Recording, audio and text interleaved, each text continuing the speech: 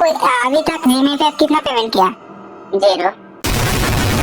ওকে, দেশকে ভালোবাসে না এমন মানুষ অনেক কম আছে ভাই। এখন তাদের মধ্যে যদি তুমি একজন হয়ে থাকো তাহলে তোমার জন্য এই ভিডিওটা না। তুমি যদি দেশকে ভালোবেসে থাকো তাহলে এই ভিডিওটা তোমারই জন্য। হ্যাঁ, তোমার জন্য ভাই। এটা আমাদের দেশ, এটা আমাদের সোনার বাংলাদেশ। এই সোনার বাংলাদেশকে যদি অন্য কোনো দেশের মানুষ অপমান করে যেমন আমরা সহ্য করব না, তেমনি অন্য সব দেশের মানুষ আমাদের বাংলাদেশকে ছোট করে দেখুক, চোর ভাবুক, এটাও কিন্তু আমরা চাই না। কাব্য ভাই বাংলাদেশকে অপমানের রাত ভাই। ভাই তোমরা এটা কি করলা? তোমরা সাপোর্ট কইরা তোমরা পরিচয় করে দিলে এমন একজন চোরের বাচ্চাকে, যে চোর নাকি আমাদের দেশের মাটিকে অপমান করতেছে। ঠিক করে নাই এই চোর, ও নিজে চুরি করে বাংলাদেশের নাম ডুবাইতেছে। শুনবা কি করছে? ওকে চলো তোমাদের আমি 2 লাইনে শুনাইতেছি, তাহলে তোমরা নিজেরাও বুঝতে পারবে আমাদের বাংলাদেশে ভাই এমন চোর আছে। মিয়া কই যাও? সিট বেল্ট লাগে এই ভিডিওটা দেখো। আর যদি ভিডিও দেখতে তোমাদের বিরক্ত লাগে ভাই, বিশ্বাস করো তোমাদের জন্য বাংলাদেশ না, তোমরা ইন্ডিয়ায় যাও। কারণ তুমি যে দেশে বাস করো সেই দেশটাকে যদি তুমি ভালোই না বাসতে পারো তাহলে তুমি কিসের বাঙালি হইলা ভাই? 3,20,000 টাকার টুর্নামেন্ট নিয়ে তুমি এত মাস ঘুরাইলা, অবশেষে টুর্নামেন্ট করার পরে প্লেয়ারদের টাকা তুমি দিলা না। আর আজকে থেকে শুরু করে ইন্ডিয়ান প্লেয়ার তোমার নিজের স্কোয়াড মেটের সাথে তুমি স্ক্যাম করলা। এই পর্যন্ত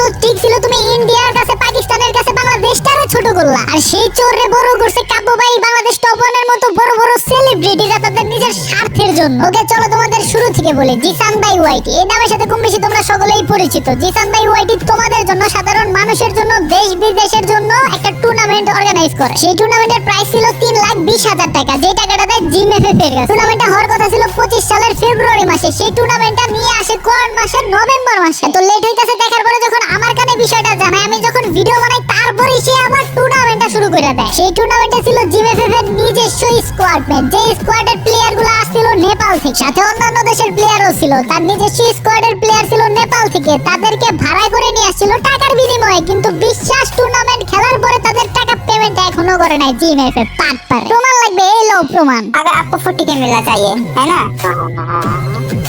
आपको अभी तक जीमे पे कितना पेमेंट किया? 0। 0 ब्रो। वो बोल क्या रहा है आपको? अरे इग्नोर ब्रो, रिप्लाई नहीं दे रहा है। हाँ इग्नोर कर रहा है। আচ্ছা এখন আমি কথা বলি। হ্যালো জিসান ভাই। Hello hello. আচ্ছা কথা হলো ভাই, বাঙ্গির বলারে কি আপনি টুর্নামেন্টে সব টাকা দিয়ে দিয়েছিলেন? আমি হচ্ছে জিম ভাইরে টুর্নামেন্টের যা টাকা থাকে A to Z all everything দিয়ে দিয়েছি। ইভেন সে গ্রুপে বলছে যে সব টাকা আমার কাছে আছে। আই যে প্রাইস নাম্বার হচ্ছে আপনার পজিশন যাদের 3 থেকে 12 পর্যন্ত ছিল তাদের প্রাইস আমি দিয়ে দিয়েছি। 11 নম্বরে যার কথা জিমেরকে, তো সেটার টাকা আমি জিমেরকে দিয়ে দিয়েছি। তারপরে হচ্ছে এমভিপি টাকা, বুইয়ার টাকা এবং আরএসকে টাকা এবং তার যে নেপালি টিম দেয় সে ওটা কি করবে এটা আমি জানি না। নেপালি টিমের টাকা ওর দেওয়ার কথা। তো সেই কারণে আমাদের এখান থেকে আমি ক্লিয়ার করে বাকি টাকা জিমেরকে A to Z অল দিয়ে দিয়েছি। আমাদের কাছ থেকে এই টুর্নামেন্ট বাবদ কেউ 1 টাকাও পায় না। এখন ম্যানেজমেন্টের কাছে বাকি টাকা আছে, এখন ম্যানেজমেন্ট কি করতেছে সেই খবর তো আমি জানি না। বাট এখানে প্লেয়াররা হচ্ছে কমপ্লেন করতেছে তারা এমভিপি টাকা পাচ্ছে না। এই চোরের বাচ্চা দেশটারে কোন পর্যায়ে নিয়ে গেছে ভাই? অন্য সব কান্ট্রির মানুষজন আমাদের বাংলাদেশের মানুষকে কি মনে করতেছে ভাই? এই বাঙ্গির বলার লেগে জাস্ট আমাদের বাঙালিদের তারা চোর মনে করতেছে, পাটপার মনে করতেছে। আর ওরা আমি চিনতেই পারছিলাম বাংলাদেশ টপ ওয়ানের কমিউনিটি পোস্ট থেকে, আলিফ গেমিং এর কমিউনিটি পোস্ট থেকে, হ্যান্ডেল কাব্য ভাইয়ের কমিউনিটি পোস্ট থেকে এরা সাপোর্ট করে এই বাঙ্গির বলার এত দূর নিয়ে এসে। আর এই বাঙ্গির বলা আমাদের দেশের সাথে গাদ্দারি করতেছে। ওকে তোমাদের আরো কিছু ইম্পর্টেন্ট কথা বল, যেটা নিয়ে আমি কথা বলতেছিলাম ভাই। এই বাঙ্গির বলার আমি চিনছি, ইটস কাব্য ভাই আর বাংলাদেশ টপ ওয়ান আর আলিফ গেমিং এর কমিউনিটি পোস্ট বা টুর্নামেন্ট। আমি বলতাছি না এই জায়গায় ইটস কাব্য ভাই, রাত ভাই, আলিফ গেমিং এরা ভাই অন্য কোনো কিছু করছে বা ভুল করছে। হয়তো পারে তারা না জানে এই কাজগুলা করছে, and তারা আশা করে নাই যে ওই পোলাটা এরকম বাঙ্গির কাম করে। আর ভাই শোন একটা কথা কই, ভালোভাবে বলতাছি, এটা আমাদের বাংলাদেশের মান সম্মানের বিষয়। শুধুমাত্র তোর না বা আমার এই সেক্টরের সমস্যা না, এটা হলো ফুল বাংলাদেশের সম্মানের বিষয়। এখন তুই বলতেই পারোস আমার টিম মেম্বার আমি টাকা দিব বা না দিব এটা আমার বিষয়, তুই বল আর কি। দেখ শোন আমি তোর একটা কথা বলি,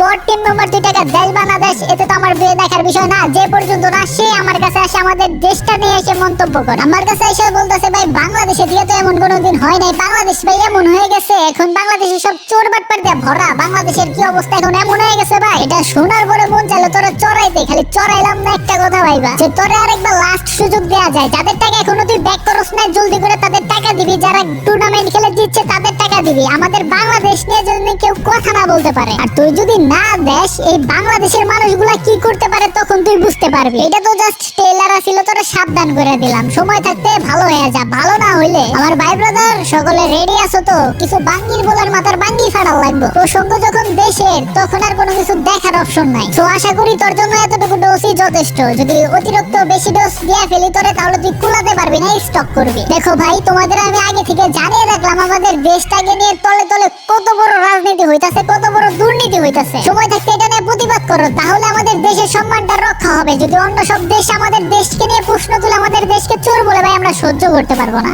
সো রেডি থাকো এইসব বাঙ্গির বলার বাঙ্গি ফাটানোর জন্য, যদি এইটুকু ডোজে কাজ না হয়। দেখা হচ্ছে নেক্সট ভিডিওতে। Good bye. अपनी कुर्सी की पेटी बांध लो, मौसम बिगड़ने वाला है।